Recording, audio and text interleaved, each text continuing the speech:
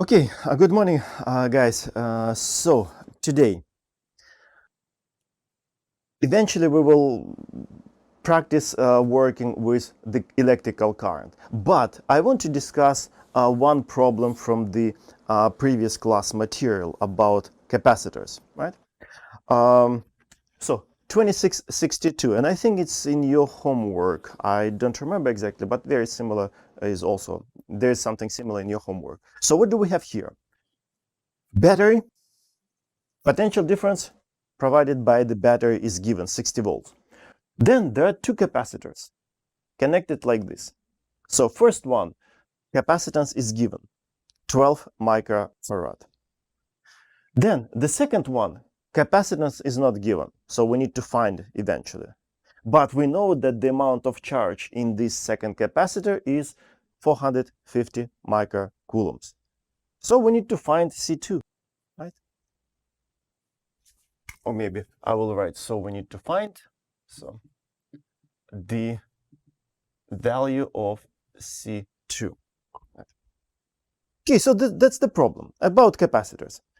And yeah, some students actually, when they see a problem like this, they can start solving immediately. Some will have troubles, right? But let me write down everything that we can about this problem in terms of physics.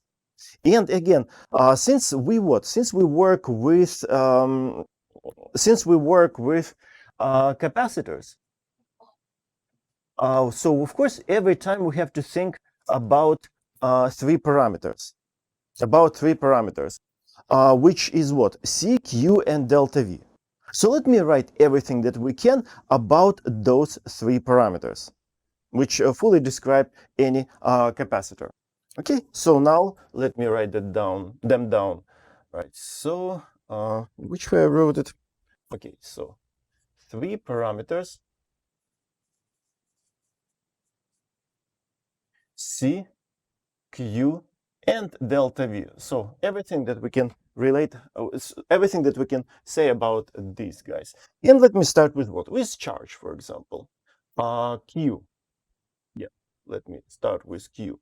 And what can we say about charges in these capacitors? In the previous recitation class, we discussed this situation, right?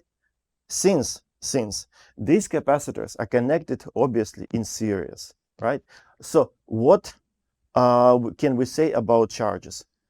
Charge in this capacitor and charge in that capacitor the same. They have equal amount of charge. You remember our discussion that if you look at this part of the circuit, it's sort of like an island in the middle of the ocean, right? Because charges can come to this on the electrode and to this electrode, and the same amount of charge will be induced on the on this electrode and that electrode, right? So charge is the same. So we can write that Q1 equals to Q2, and we actually know Q2. Pretty much we know the amount of charge stored in the first capacitor, right? And also, let me write it like this. So if we have, and of course, some amount of charge will leave the battery. So of course, these charges equals to that charge, right? U. So that's important piece of physics that we can get from about charges. Now, second, which one? Delta V, potential difference. What can we say about potential difference? Usually everyone sees that the total voltage drop across the whole circuit provided by the battery must be equal to delta V1 plus delta V2, right? Here I can draw something like this. So this is delta V, and then this is delta V1, and here delta V. Wait, no, the other way around. So this is delta V1 and that is delta V2. Right? So that's what we can say about delta V. Delta V equals to delta V1 plus delta V2. That's what we can say about potential differences. What's left then? Capacitance. Okay, capacitance. So what can we say? What can we get about capacitance? We can introduce, for example, equivalent capacitance and try to use that somehow, right? So capacitance, let me write, so we can use, since these capacitors are connected in series, so of course we need to use reciprocals, 1 over C, 1 over C. 1 over C equivalent equals to 1 over C1 plus 1 over C2, right? So that's what we can write about these three parameters. And of course, every time when you deal with a problem like this, where you have to play with these three parameters, you also need to include the formula which connects all of them, definition of capacitance. So C equals Q divided by delta V. That's pretty much everything that we can write about this problem. Nothing else we can extract. So now let's see which methods we can get out of all this information. Since we need to find some unknowns, so definitely we must have in each method at least one equation. And here we have two equations, this one and this one. So the first method will be based on this equation. At least that's how I define the first method, right? So the first method will be based on this equation. Then, of course, you will have to use this important piece of physics, and every time you have to use the formula connecting all these three parameters. So this will be method number 1, based on these three pieces of physics. And now method number 2 will be based, of course, on this formula, right? Equation, let me say it, equation, right? Because you need to have some equation in order to solve for an unknown. Then, of course, this piece of physics every time and the formula connecting all three parameters. So this will be method number 2. So that's it. Nothing else can be done because we wrote everything that we can about this system. And that's only 2 methods. Okay, so now let's solve it using first the first method, and then the second one. So number 1, of course, which is based on the equation for the potential differences. So of course, let me rewrite it. So delta V1 plus delta V2. And so now, of course, we need to rewrite it in terms of what C and Q, because we have some information about Q and we want to get information about C, right? So of course, delta V, it will be Q divided by C. So it will be Q1 divided by C1 plus Q2 divided by C2. I just used the formula, right? And now I have to use, of course, this important piece of physics. So I use this. Now it's time to use the fact that charges are the same, right? So I can write that Q1 equals to Q2. And probably I will use still Q2. Yeah, let me use Q2. Right. And so, so it will be Q. Yeah. Something. Somebody saying something? No. Okay. So now that's what we have. And how many unknowns do we have in this equation? This is given, charge is given, C2, no, C2 we need to find, C1 is given. So one equation, one unknown. So we just need to solve it for C2, that's it. So let me just take this Q2, move it to the left-hand side of the equation in the denominator. All right, so it will be delta V divided by Q2 equals to 1 over C1 plus 1 over C2. And unknown is here, so let me solve it for C2. It will be 1 over C2 equals delta V divided by Q2 minus 1 over C1. And now let's just flip everything. Right, so, right? Yeah, it moved to that side with minus, yeah.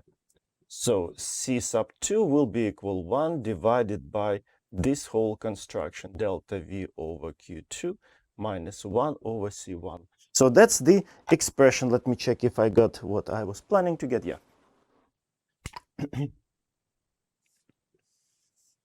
So that's the expression, and now if you plug all the numbers, you will end up. All right. I'm not going to calculate. I will just write down the answer: 20 microfarad. So that's the answer. So that's the amount. That's the value of capacitance of the second capacitor. Okay, so that's the first one, and that's usually probably most of the time that's what students use, right? But anyway, since we have equivalent capacitance, let's play with the second method, right? Which is, of course, will be based now on this equation. So that's the sort of like a foundation of the second method. The first foundation of the first method was this, and now the equivalent capacitance. So 1 over C equivalent equals to 1 over C1 plus 1 over C2. And so immediately, where is the trouble? It's a one equation, but we have two unknowns. This is our final goal. We need to find C2, but we also don't know C equivalent. So in order to solve for C2, we need to find somehow C equivalent. But up to this point, every time we did what? We used formulas like this to find C equivalent. But now in this, using this formula doesn't give us the answer for C equivalent. So it means that we need to find C equivalent somehow else, using something else. And again, some students see how it can be done, some don't. So let me draw an equivalent circuit. So this is a real circuit, but since we decided to play with C equivalent, with an equivalent capacitance, let me draw an equivalent circuit. So let me write over here, equivalent circuit.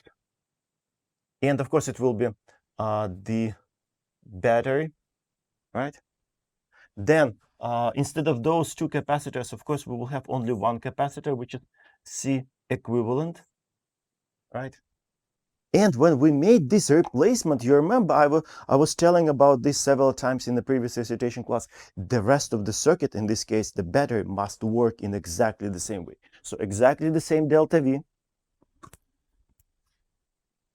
Delta V equals 60 volts.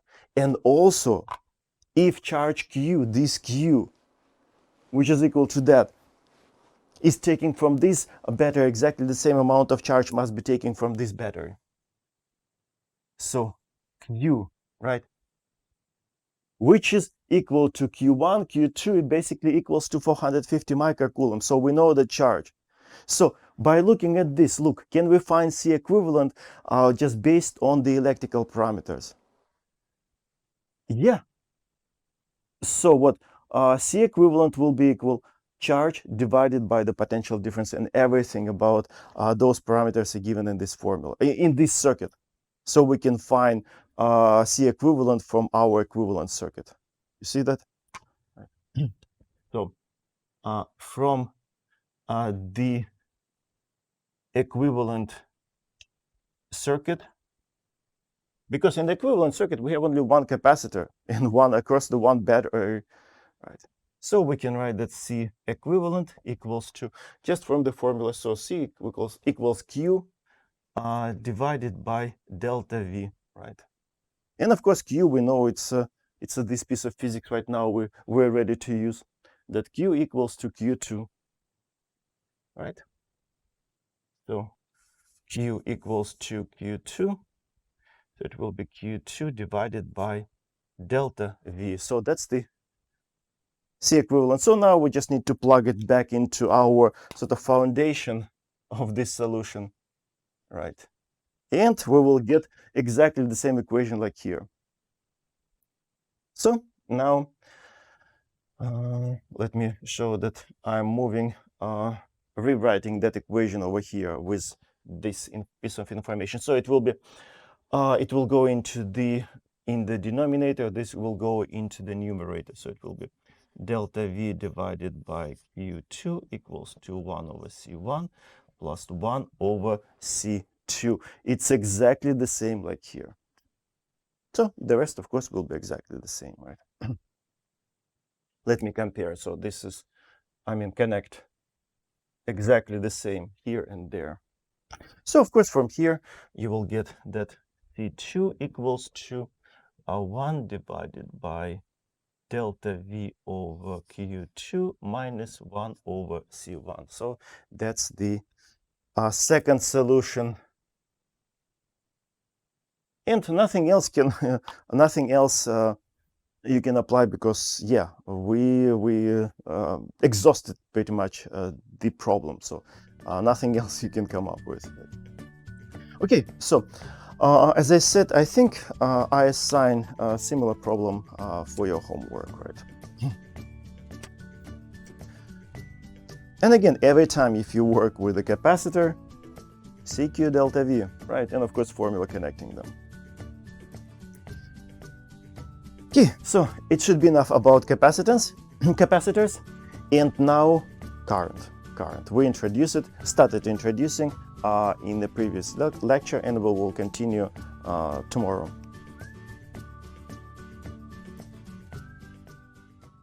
So how did we introduce current? Right. So let's assume that we have some piece of a conductor. Right. I have some props here. So piece of a conductor, let me draw it. All right, so small piece of a conductor, right? And let's say we apply a potential difference across this piece of a conductor, delta V. Connected a battery. Of course, as a result, as a consequence of this, current will start flowing. There will be current, right? So I, right? And of course, the question, how can we measure or define this current? Classical. So you take a cross-sectional area, let's say this one, or cross-section of the wire, sit there with the clock or with the watch and observe the amount of charge crossing this cross-sectional area in some period of time. Let's assume that it's infinitesimally short period of time dt. And let's say this charge over here, charge dq, crosses this cross-section in that period of time. So by definition, current is just a ratio of dq over dt. And this is definition of instantaneous current. Current at a particular moment of time. Right? So as a result, current is introduced as dq over dt. So let me emphasize that it's instantaneous current. Right.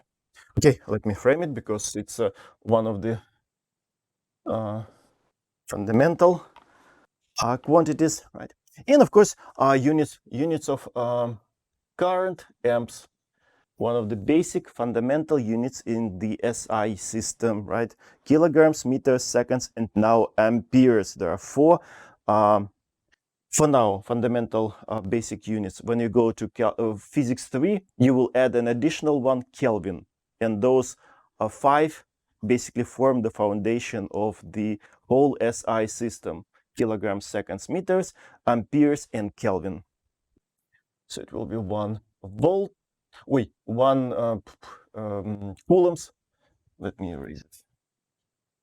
Coulomb divided by seconds. 1 coulomb divided by 1 second, right? Okay, so whenever you measure current or calculate current, make sure that downstairs you use seconds, not something else, right? Okay, then, so that's how we introduce current. Now, direction of the current. Direction of the current, let me separate this. So now let's assume that we have some simple circuit. Here, some device, right? Something like this. Let's say we have some simple circuit, right? Of course, this is a positive electrode of the battery, that is a negative electrode of the battery, and by convention, current is the motion of positive charges. As a result, it means that current flows from plus to minus. It's just more convenient because in the past we had directions of electric field lines, and every time electric field lines start on pluses and end on minuses, right? So that to make it to make it easier to remember, it's better to follow the same convention every time, from plus to minus, whatever, from plus to minus current, from plus to minus electric field, from plus to minus.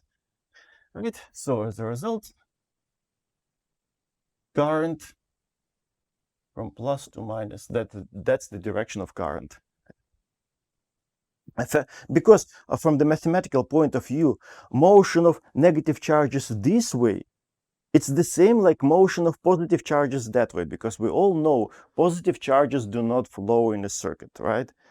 Positive charges, basically, they are in a crystalline structure, right?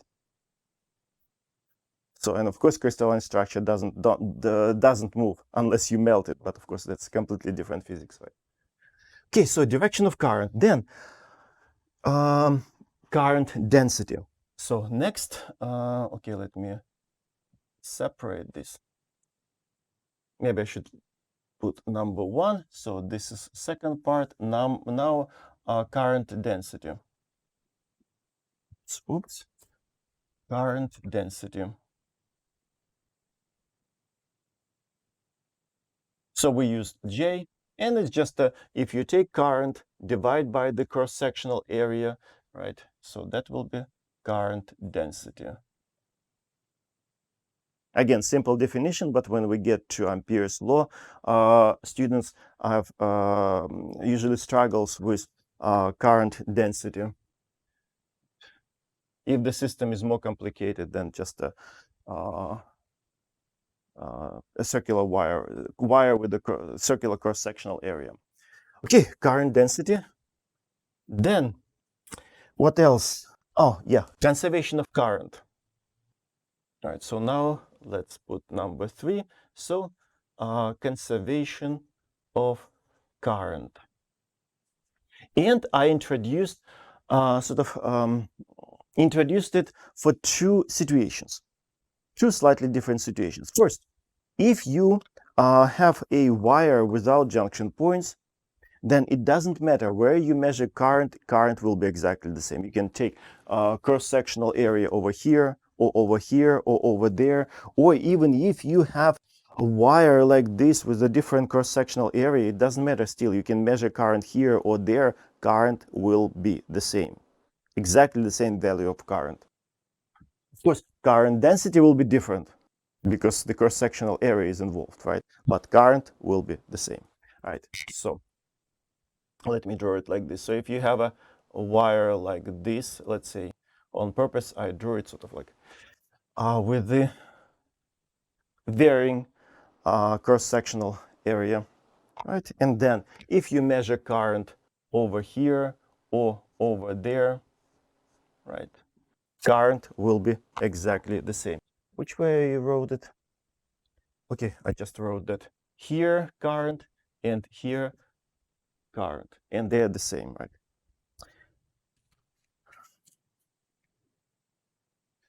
All right, so it's a case when there is no junction point. Junction point. So in this case, I is the same. It doesn't matter where you measure that current. But if you have a junction point now with a junction point. Professor, Yeah. what exactly do you mean by junction point? Okay, yeah. Junction point, like any junction.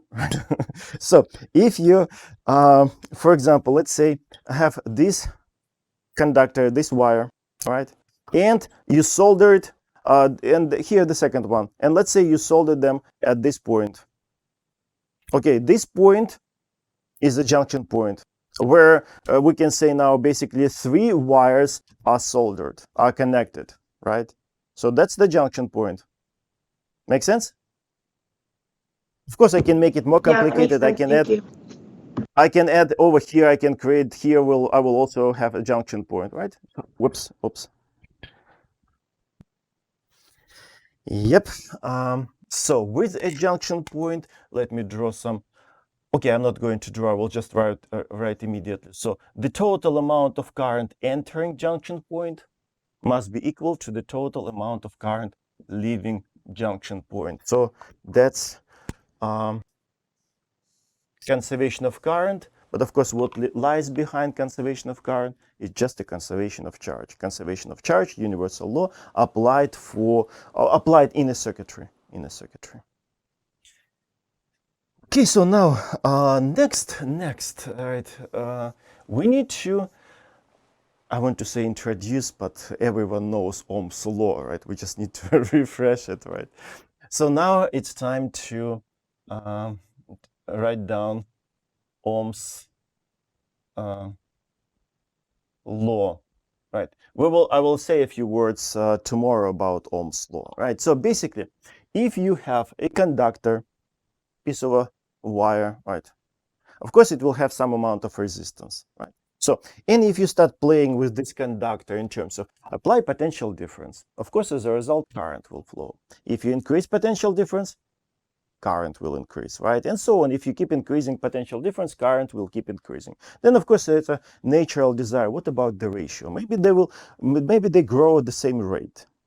And yes, if you look at the ratio of potential difference across the potential difference versus current, the number will be the same, of course, within experimental error. So as a result, if that number is the same, it means that it's some kind of intrinsic property of this piece of a conductor. Let's give it a name, resistance. You see, we introduce it in a similar way like we introduce capacitance. Capacitance we introduce as the charge versus potential difference. Here, resistance as potential difference across the conductor divided by current, right? So that's what, by definition, we use. That's how we define resistance. And of course, since resistance is used a lot, of course, it makes sense to give a special unit, right? 1 ohm, it's a 1 volt divided by 1 amp, 1 ampere. Okay, then symbols, which is used to show it in the circuit. In US, of course, you use this every time I have troubles drawing. In Europe, all right, so they use some kind of this rectangle. I find it easier to draw this rectangle, right? So, but anyway, you can see sometimes that, sometimes this. But of course, in books published here, of course, you use this. Then, what else? Next. Great, so we introduced this resistance, but let's look inside. What resistance can depend on? For example, you have a piece of wire like this, right? And let's say I want to write down expression for R, right? Tomorrow we will discuss that, right? So now it will be 5. So look inside of R, right? So R. First of all, the longer this resistor, the larger the resistance must be, because what lies behind the resistance is basically collision of electrons with atoms inside of the crystalline structure. So the wider the forest, and let's say you want to run straight through the forest, right? The more collisions you're going to experience. Of course, the thinner the forest, of course, the less collisions, right? So it's proportional to length. Then inversely proportional to the cross-sectional area. I will discuss that tomorrow. Area is slightly more complicated to justify, so let's just leave it like this. And of course, the material must be involved, right? Because different metals behave slightly differently and shows different resistance. So of course there must be material. Rho is called resistivity, and it's a tabulated. There are just books. You open the book in order to find gold. For gold, it's this resistivity. For copper, this resistivity. For aluminum, a different resistivity, right? So Rho is resistivity. Resistivity. Right. Okay. That's what we need. And also, look, guys, basically, it depends on what? Material, resistivity, then L, it's a geometry. A, it's a geometry. It's similar to what? You remember the capacitance for a parallel plate capacitor, epsilon naught, A divided by D. Similar. It depends only on the material and geometry. Material and geometry. Right? So that's why when you buy a resistor, they're usually labeled. Yeah, because yeah, you can measure all those parameters and you can label it. Right? Okay, so that's Professor, what what's I that was. variable on the numerator? Excuse me, say it again. What's that variable in the numerator? L, In the small L. the L. Okay. Yeah, L. As in Got it. what? L. Nothing comes up to my mind, right? Liberty. Labor. Yeah, right. Okay. Okay, so that's what I wanted to discuss, and now let's start looking at the problems. Right. These problems are reasonably simple. Usually, students struggle the least in problems about current, right? At least based on my observation. So, problem 11. So it's chapter 27, problem 11. So it sounds in an integrated circuit, blah blah blah, right? It sounds so fancy. Basically, it's just a slab of a material, and through that slab of a material, we're going to drive the current. So, but of course, it sounds so scary when you first read the problem, right? Right. So, but anyway, let me write it. Let me scare you. Integrated circuit. Integrated circuit. And let me draw it immediately so that you wouldn't get scared as much. So effectively, it's a slab of a material. The last line doesn't look good. Right. And current flows this way. Let's say current flows this way. Right. So that's current, which is not given. And then geometry is given. Let's say the width, the height is A and the width is B. And let me give you those numbers. So A is 2.5 micrometers. B is, I think, 75. Yeah, 75 micrometers, right? And then what else? Current density is given. So I showed current, but of course current is not given.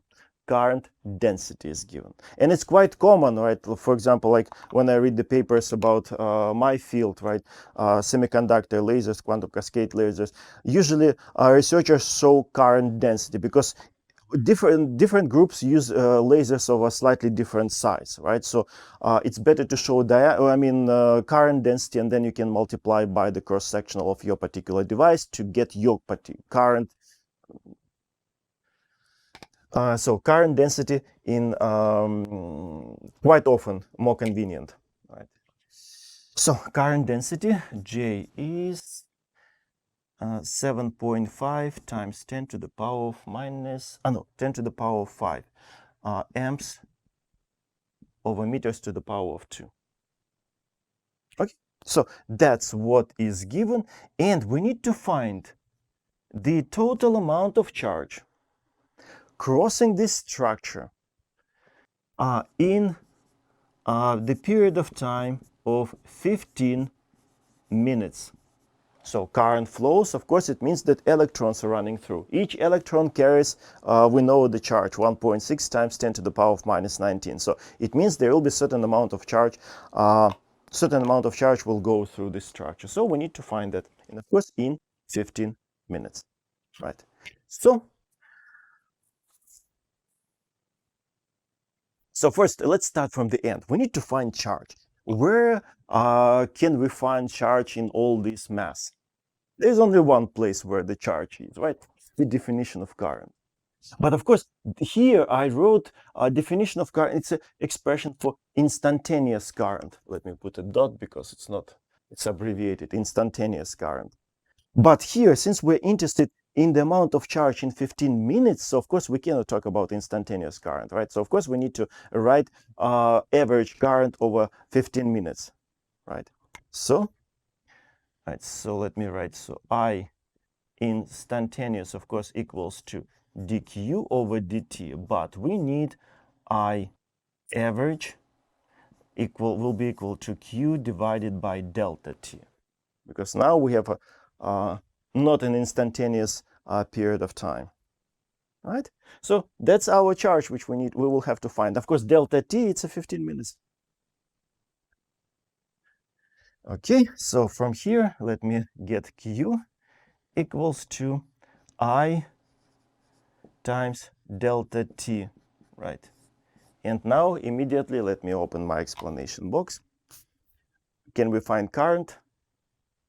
Current density is given. Cross-sectional area basically given. Piece of cake, right? So I equals to current density. Yeah, so here's the definition of current density, right? I divided by A. But if we need to find current, so it's a J times A. J times A, which is of course J times A times B, because we know the we know the sizes, A times B, right? So basically problem is solved, right? So we're getting J times A times B times the period of time. But of course, don't forget to convert into seconds. Otherwise, you will create a mess out of units, right? You will confuse the living dead of people, right? Right, okay, so now I need to invade this part, the board.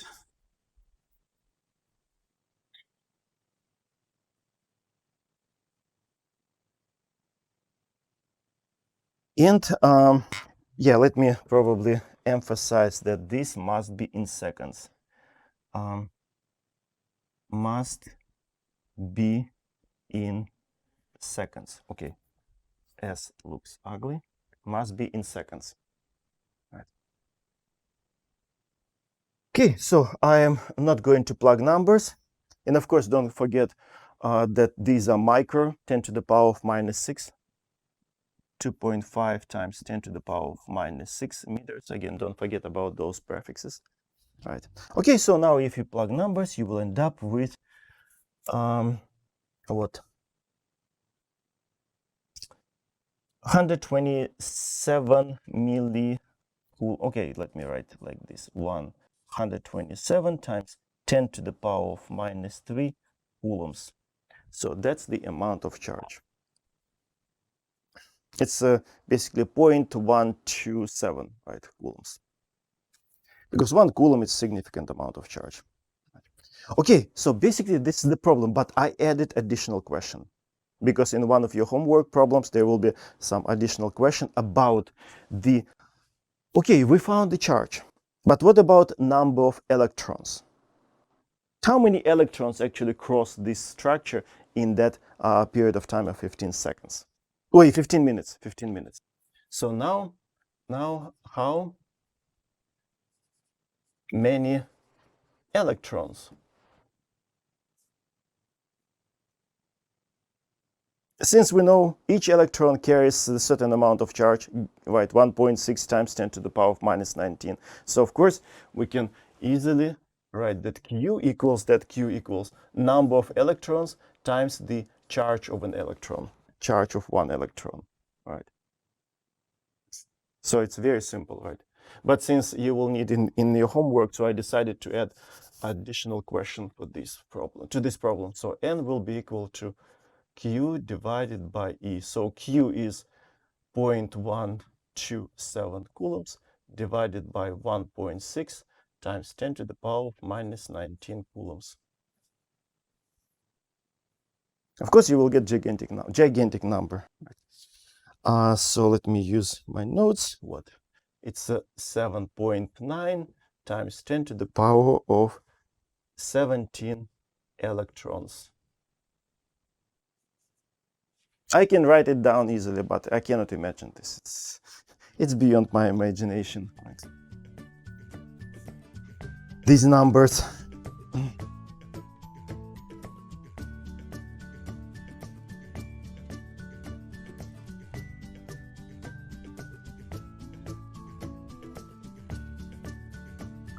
Okay, so if you need some additional explanations, yeah, you can interrupt me, you can ask me at any moment, right?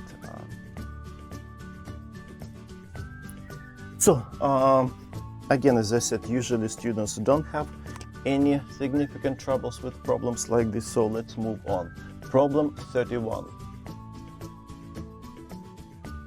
Again, reasonably simple. So what do we have here? Wire made of gold wire, 100 meters. It looks like the author likes gold a lot, right? So there are lots of problems about gold here, gold there, right? Who doesn't like gold, right? But of course, it's a sort of probably technical gold. Like, for example, if you work at the photonic center, every time probably director of the center will have some spool with gold because it's used for good contacts and so on, right? So let's assume that we have a wire length. Okay, it's made of gold, 100 meters long gold wire, a spool of wire.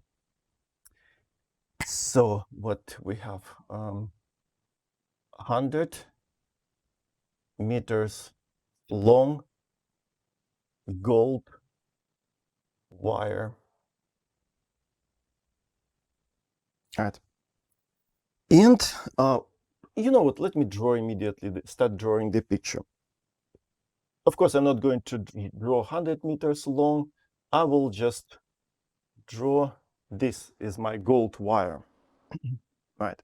And length is what? Length, of course, is given. So this is L equals 100 meters. Then diameter is given of the wire, not radius, diameter. Don't make mistakes, because quite often I see students use diameter as radius, right? So D equals to what? 0.1 millimeter, right? So it means that this is diameter and it's given. So basically we can get a cross-sectional. It's a circle, of course, circular. It has a circular cross-section. Then it is connected to a battery.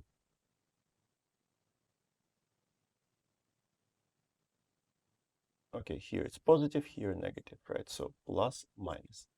And potential difference is given 0.7 volts.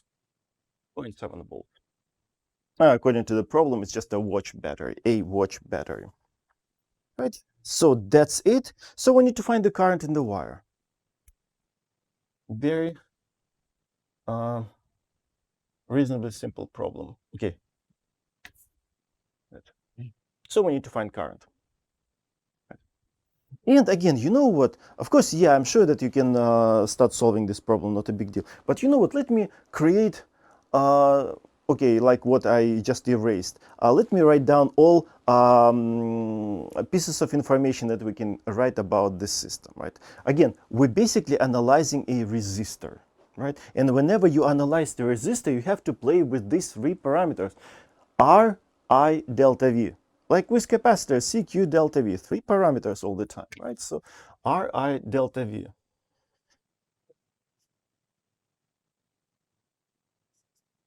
I, R, delta V, right? And in our case, current, that's our unknown. That's our final goal, right? Then what can we say about resistance?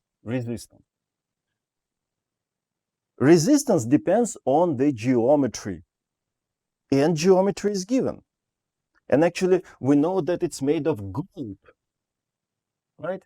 So it looks like we should be able to find resistance by using this formula, right? Of course, we'll have to make an additional step. And then the last parameter, delta V. Delta V is a given. And of course, every time we will have to use the formula connecting all these parameters, Ri, delta V, like in the capacitors, right? So there we use C equals Q over delta V. Here we use Ohm's law, R equals delta V over I all the time. R equals to delta V over I. So pretty much that's everything that we can get out of this problem, right? So now let's just solve it. So of course, we need to find the resistance. We can easily do it and then plug it. Delta V over I. Delta V over I. Right? And then plug that resistance over here. We should be able to find current. Right? So it's a two-step. It's a reasonably simple problem. Right? Okay. So now let me put a bullet. So now let's solve it finally.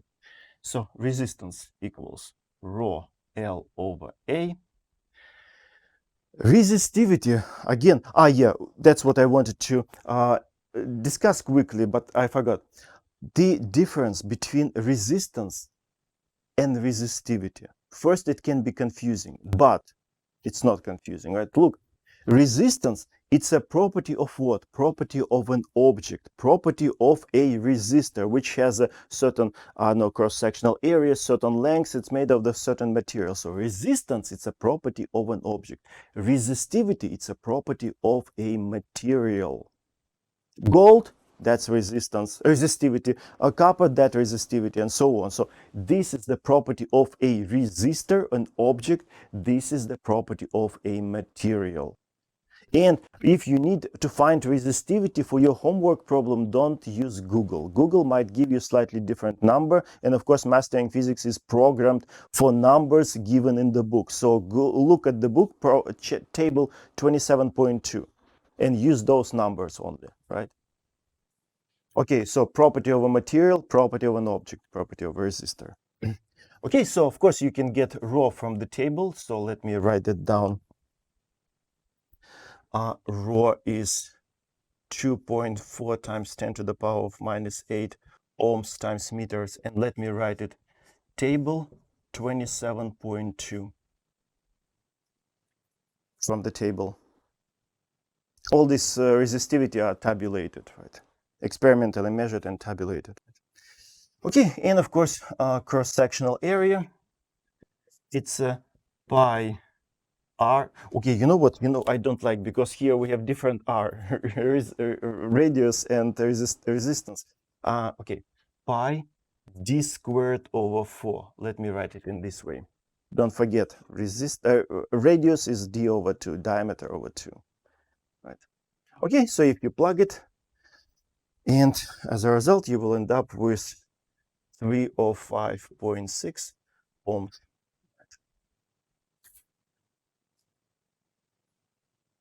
You understand why it's over 4, because d over 2 and then squared, you will get d over.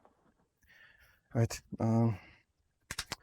Yeah, so now we need to find what current. So from the Ohm's law, right? So and now current equals to delta V divided by R, right? So 0.7 volts divided by that 3.5.6 ohms. It will be 2.3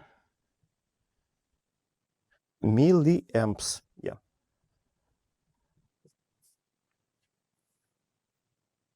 So nothing is complicated about this, right? Quite straightforward problem. Again, as I said, usually students have the least amount of troubles with the problems like this. Okay, we still have a couple of minutes. Let me again, if something not clear, you can ask, right? But again, as I said,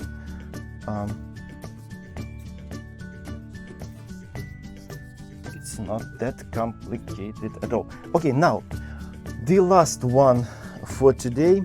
It's not a problem in the book. Somewhere in the middle of the chapter, usually the author gives what's it's called stop to think. Right, stop, right, to think. Yes, stop thinking. And this is 127.4. Right. So what do we have here? Junction point, basically a bunch of wires soldered at one spot. Right. So let's say, okay, let me draw as much as I can. So this 1, 2, then 3, then 4, and 5. Almost like an octopus, right? 5 wires. So this is the junction point. And we know that here we have current 3 amps goes into the junction point. Then here 6 amps. Then 4 amps, then 2 amps, and here, okay, let me hold you for additional minute. It's a quite simple problem. I sub x. So we need to find the amount of current in this wire number 5. So it's a problem for direct application of conservation of current in the presence of the junction point. So we just need to balance currents, right? So conservation of current. So total amount of current in must be equal to the total of amount of current leaving the junction point. This in, it's a entering junction point and leaving junction point. Okay, so now let's analyze. In 3 amps of current entering, 4 amps will be also on this side. Then on this side out, 6 amps and 2 amps. But we don't know anything about I sub x. We need to find the value of this current and direction of the current, right? So since we don't know the direction, but we need to write this equation properly so that Ix would appear on this side or that side. In order to do that, let's assume a current direction. Don't sweat, pick any direction. And it works this way. So once you assume the direction of this current and write down the equation properly, of course you will be able to solve for the value of I sub x. And if your I sub x will be positive, okay, great, you're good at guessing, your assumption about the current direction was correct. But if your number will be negative, so okay, what a big deal. We have only 2 options, right? If you assume that direction, but you got a negative number, it means that the actual direction of the current is in the opposite direction. Adjust it and the problem solved anyway.